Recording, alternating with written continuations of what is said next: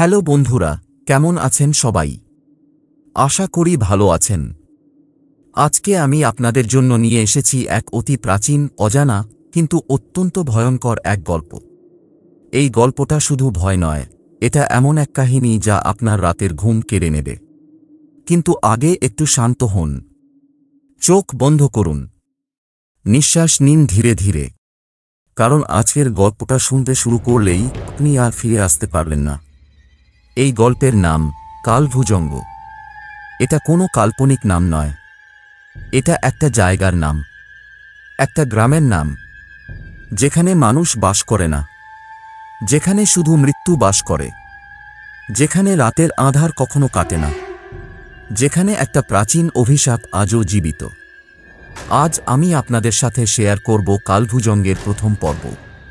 এটা শুধু একটা গল্প নয়, এটা এক বাস্তব ঘটনা, যা ঘটেছিল মাত্র কয়েক বছর আগে। যে ঘটনা আজও মানুষের মনে ভয় জাগায়।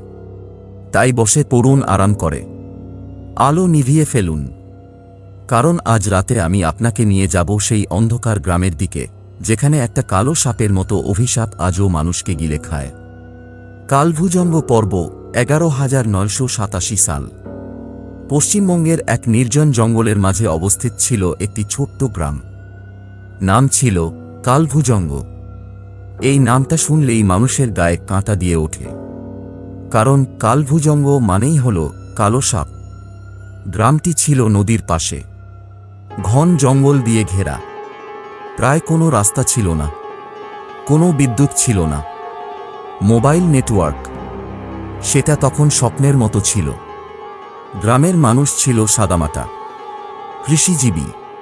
তারা মাটির ঘরে বাস করত, মাটির পাত্রে খাবার খেত, মাটির দেবতা পূজা করত। কিন্তু তাদের মধ্যে একটা বিশ্বাস ছিল, গ্রামের মাঝে একটি প্রাচীন মন্দির আছে, সেখানে বাস করে এক কালো সাপ।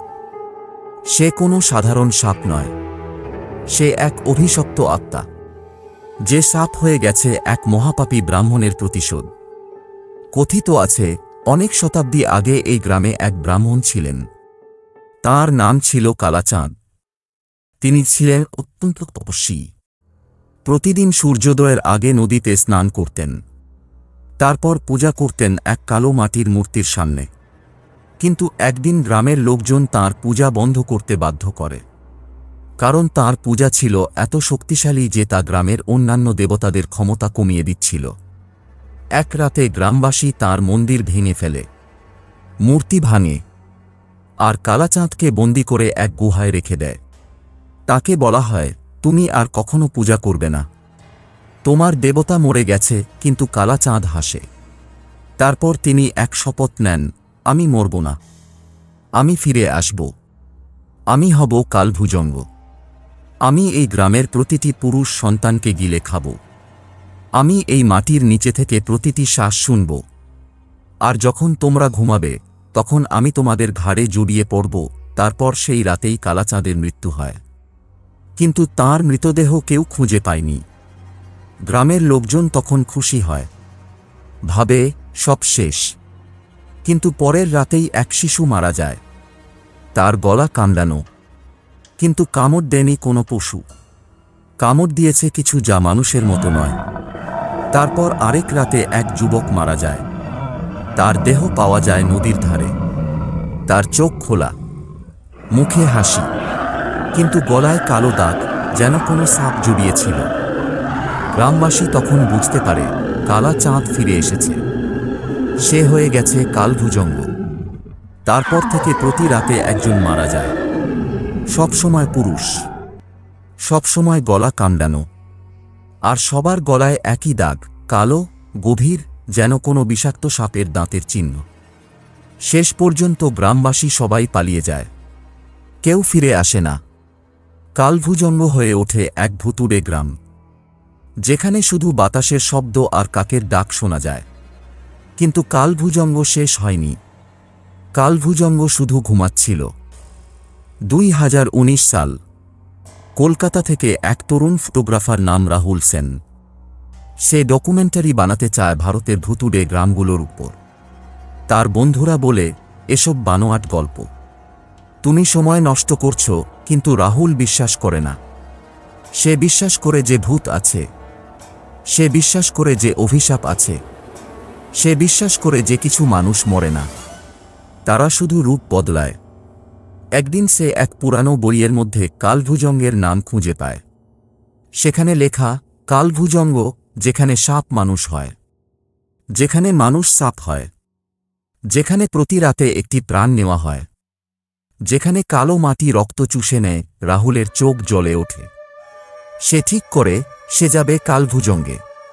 সে তার ক্যামেরা, টর্চ, খাবার, ওয়াকিটকি আর একটা পুরানো কম্পাস নিয়ে রওনা দেয়। কলকাতা থেকে বাসে গেল জলপাইগুড়ি। তারপর এক স্থানীয় গাইড নিয়ে রওনা হয় জঙ্গলের দিকে। গাইডের নাম ছিল বীরেন। সে বলে, ভাই, আপনি যাচ্ছেন কোথায়?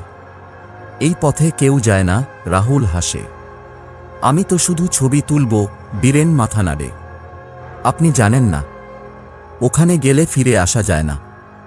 আমার দাদা গিয়েছিল, ফিরে আসেনি। রাহুল উত্তর দেয় না। সে শুধু এগিয়ে যায়। 2 দিন পায়ে হাঁটার পর তারা পৌঁছায় এক নির্জন প্রান্তরে। সামনে দেখা যায় কয়েকটি ভাঙা ঘর। ঘরগুলোর দরজা খোলা, জানালায় কাঠের ফলক, মাটিতে ঘাস উঁচু, আর মাঝখানে একটি ভাঙা মন্দির। তার উপর লেখা, কালভুজঙ্গ। বীরেন থমকে দাঁড়ায়। এখানে আমি আর যাব না, রাহুল বলে। আমি একা যাব। বীরেন তার হাত ধরে। রাত হয়ে যাবে, আপনি এখানে থাকবেন না। এখানে রাতে কেউ থাকলে মরে যাই। রাহুল হাসে। আমি তো ভয় পাই না।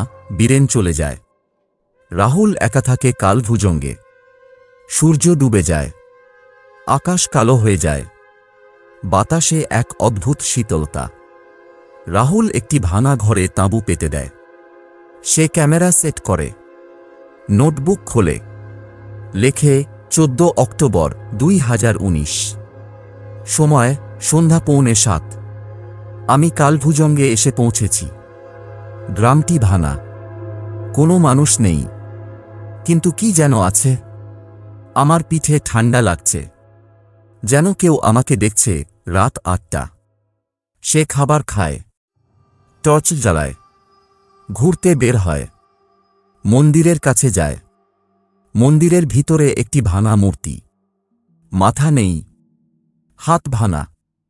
মূর্তির পায়ে একটি কালো পাথর। রাহুল সেটা তুলে নেয়। পাথরটা অদ্ভুত ঠান্ডা, যেন বরফের মতো। সে পাথরটা পকেটে রাখে। রাত 10টা। সে তাঁবুতে ঢুকে ঘুমাতে যায়, কিন্তু ঘুম আসে না। বাইরে কোথাও থেকে কান্নার শব্দ আসে, মেয়ের কান্না। রাহুল টর্চ জ্বালায়, বাইরে যায়। কিছু নেই, শুধু বাতাস। তারপর সে শুনতে পায় শশ শব্দ, যেন কোনো সাপ চলছে। সে ফিরে আসে। তাঁবুর ভিতর ঢুকে দেখে তার ক্যামেরার লেন্সে একটি কালো ছায়া, যেন কেউ দাঁড়িয়ে আছে। সে ক্যামেরা চালু করে, রেকর্ডিং শুরু করে। আমি রাহুল সেন। আমি কালভুজঙ্গে আছি। আমি কিছু শুনতে পাচ্ছি, আমি কিছু দেখতে পাচ্ছি। কেউ আমাকে দেখছে। তারপর সে শুনতে পায়, তুমি এসেছ। আমি জানতাম। একটি গম্ভীর, গলা খারাপ গলার কণ্ঠ। রাহুল চিৎকার করে উঠে, টর্চ ফেলে দেয়, তাঁবু থেকে বের হয়। বাইরে অন্ধকার, কিছু দেখা যায় না। তারপর সে দেখে মন্দিরের সামনে দাঁড়িয়ে আছে একটি ছায়া। মাথায় লম্বা চুল, গলায় কালো দাগ, হাত দুটি সাপের মতো নড়ছে। ছায়াটি ধীরে ধীরে এগিয়ে আসে। রাহুল দৌড়ায় জঙ্গলের দিকে। ছায়াটি তাকে ধাওয়া করে না, শুধু দাঁড়িয়ে থাকে আর বলে, তুমি ফিরবে, তুমি আমার। রাহুল ভোর পর্যন্ত জঙ্গলে লুকিয়ে থাকে। ভোরে সে ফিরে আসে। তাঁবু ভাঙা, ক্যামেরা মাটিতে পড়ে আছে, কিন্তু রেকর্ডিং চালু ছিল। সে ভিডিও দেখে। ভিডিওতে সে নিজে তাঁবুতে ঢুকছে। তারপর ক্যামেরার সামনে আসে একটি মুখ, কালো, চোখ নেই, মুখ থেকে সাপের মতো জিভ বের হচ্ছে, আর গলায় লেখা কালভুজঙ্গ। রাহুল কাঁপতে থাকে। কিন্তু সে ফিরে যায় না। সে ঠিক করে সে আরও গভীরে যাবে। পরের দিন রাহুল গ্রামের মানুষদের সমাধি খুঁজে বের করে। সবগুলো কবরের মাথায় লেখা মরেনি। সে এক বৃদ্ধ কাকের কাছ থেকে শুনতে পায় গ্রামের পিছনে একটি গুহা আছে, সেখানে কালাচাঁদকে বন্দী করা হয়েছিল। রাহুল সেদিকে যায়। গুহার মুখ ঢাকা গাছপালায়। সে গাছপালা সরায়, ভিতরে ঢুকে যায়। গুহার ভিতর অন্ধকার। টর্চের আলো সে দেখে দেয়ালে লেখা আছে। সব লেখাই একই, আমি মরব না, আমি ফিরব, আমি তোমাদের গিলে খাব। আর মাঝখানে একটি খোদাই করা মূর্তি, এক ব্রাহ্মণের মুখ, চোখ দুটি খোলা, মুখে হাসি। রাহুল মূর্তির সামনে দাঁড়ায়। তারপর হঠাৎ মাটি কাঁপে। পেছন থেকে আসে একটি শব্দ, তুমি আমার পাথর নিয়েছ। রাহুল পকেটে হাত দেয়। কালো পাথরটি গরম হয়ে আছে, যেন জ্বলছে। তারপর গুহার দেয়াল থেকে কালো ধোঁয়া বের হতে শুরু করে। ধোঁয়া থেকে গড়ে ওঠে এক মানুষের আকৃতি। সে কালাচাঁদ। তার চোখ লাল, গলা থেকে সাপের মতো জিভ বের হয়েছে। তার হাত দুটি সাপের লেজের মতো নড়ছে। সে বলে, তুমি আমার পবিত্র পাথর নিয়েছ, এখন তুমি আমার। রাহুল পালায়, গুহা থেকে বের হয়। পিছনে শুনতে পায়, তুমি ফিরবে, তুমি আমার হবে। রাহুল আর ঘুমায় না। সে রাতভর ক্যামেরা চালিয়ে রাখে। সে লিখে, আমি বুঝতে পারছি, কালভুজঙ্গ কোনো সাপ নয়, এটা এক অভিশপ্ত আত্মা, যে প্রতি রাতে একজন পুরুষকে শিকার করে। সে তার গলা কামড়ায়, তার রক্ত চুষে নেয়, আর তার আত্মাকে নিজের সাথে যুক্ত করে। রাত 12টা। সে ক্যামেরার সামনে বসে থাকে। হঠাৎ ক্যামেরার স্ক্রিনে দেখা যায় তার পিছনে দাঁড়িয়ে আছে কালভুজঙ্গ। রাহুল ঘুরে তাকায়, কিছু নেই, কিন্তু ক্যামেরায় ছবি রয়েছে। তারপর রাত 2টায় সে শুনতে পায় তাঁবুর উপরে কে যেন হাঁটছে, যেন কোনো বিশাল সাপ তাঁবুর উপর দিয়ে যাচ্ছে। সে টর্চ জ্বালায়, বাইরে যায়। তাঁবুর উপরে কিছু নেই, কিন্তু মাটিতে একটি কালো দাগ, যেন কোনো সাপ ঘষা দিয়ে গেছে। রাহুল ফিরে আসে, তার পকেটে হাত দেয়। কালো পাথরটি আর নেই। সে বুঝতে পারে পাথরটি কালভুজঙ্গের শক্তির উৎস। সে পাথর ফিরিয়ে দিতে হবে, কিন্তু তার আগেই সে শুনতে পায়, তুমি আমার পাথর দিয়েছ, এখন তুমি আমার। তারপর সে দেখে তার নিজের হাত কালো হয়ে যাচ্ছে। তার ত্বকের নিচে কিছু নড়ছে, যেন কোনো সাপ তার শিরা বেয়ে উঠছে। সে চিৎকার করে, কিন্তু কেউ শোনে না। পরের দিন রাহুল আর মানুষের মতো দেখায় না। তার চোখ লাল, তার গলা থেকে কালো দাগ, তার হাত দুটি নড়ে যেন সাপের মতো। সে আয়নায় নিজেকে দেখে, তার মুখে হাসি, কিন্তু চোখে ভয়। সে লিখে, আমি রাহুল নই, আমি কালভুজঙ্গ, আমি ফিরে এসেছি, আমি এখন তাদের মধ্যে একজন, আমি এখন শিকার করব, প্রতি রাতে একজন, আমি এখন অমর। সে ক্যামেরা বন্ধ করে। তারপর রাতে সে বের হয়, তাঁবু থেকে মন্দিরের দিকে যায়। সে মূর্তির সামনে দাঁড়ায়, তারপর মাটিতে লেখে, আমি মরব না। তারপর সে ঘুরে দাঁড়ায় আর হাসে।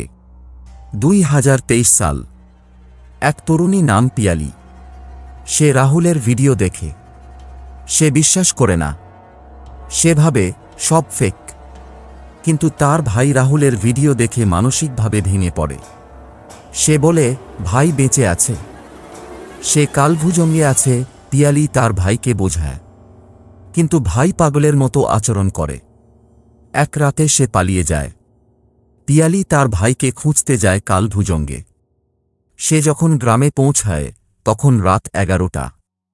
সে তাঁবু পাতে, রাহুলের তাঁবুর পাশে। রাত 12টা।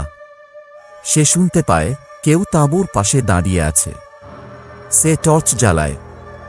বাইরে দাঁড়িয়ে আছে রাহুল, কিন্তু তার চোখ লাল, গলা কালো। সে বলে, তুমি এসেছ। আমি জানতাম। পিয়ালি চিৎকার করে, কিন্তু রাহুল তাকে ধরে না। সে শুধু বলে, এখন থেকে তুমি আমার ভাইয়ের জায়গা নেবে, কারণ সে আমার হয়ে গেছে। আর তুমি এখন নতুন শিকার। পিয়ালি দৌড়ায়, কিন্তু পিছনে শুনতে পায়, কালভুজঙ্গ কখনো মরে না, কালভুজঙ্গ শুধু বদলায়। কালভুজঙ্গের গল্প শেষ হয়নি। প্রতি বছর কেউ না কেউ যায়, কেউ ভয় দেখাতে যায়, কেউ ভুল করে যায়, আর প্রতি রাতে একজন মারা যায়। কালভুজঙ্গ আজও বাস করে সেই মন্দিরে। সে আজও প্রতীক্ষা করে নতুন শিকারের, কারণ কালভুজঙ্গ শুধু একটা সাপ নয়, কালভুজঙ্গ হল অভিশাপ, কালভুজঙ্গ হল প্রতিশোধ, কালভুজঙ্গ হল সেই কালো ছায়া যে আপনার ঘাড়ে জড়িয়ে পড়বে যখন আপনি ঘুমাবেন। বন্ধুরা, আজকের গল্প এখানেই শেষ, কিন্তু কালভুজঙ্গের গল্প শেষ হয়নি। এটা শুধু প্রথম পর্ব। আগামী পর্বে আমি আপনাদের নিয়ে যাব কালভুজঙ্গের গুহার গভীরে, যেখানে লুকিয়ে আছে কালাচাঁদের অভিশাপের আসল রহস্য। আপনি কি কালভুজঙ্গে যেতে সাহস পাবেন? যদি পান, তাহলে লাইক করুন, শেয়ার করুন, আর কমেন্টে লিখুন, আমি কালভুজঙ্গে যাব। আর হ্যাঁ, আজ রাতে ঘুমানোর আগে দরজা জানালা ভালো করে বন্ধ করুন, কারণ কালভুজঙ্গ শুধু গ্রামে নয়, সে আপনার ঘরের কোণেও হয়তো অপেক্ষা করছে। আমি আবার আসব আরও ভয়ঙ্কর গল্প নিয়ে। ততক্ষণ পর্যন্ত সাবধান থাকুন, সুস্থ থাকুন, আর ভুলবেন না, কালভুজঙ্গ আজও বাস করে আমাদের আশেপাশে। কালভুজঙ্গ পর্ব 2 আসছে শীঘ্রই। আসসালামু আলাইকুম।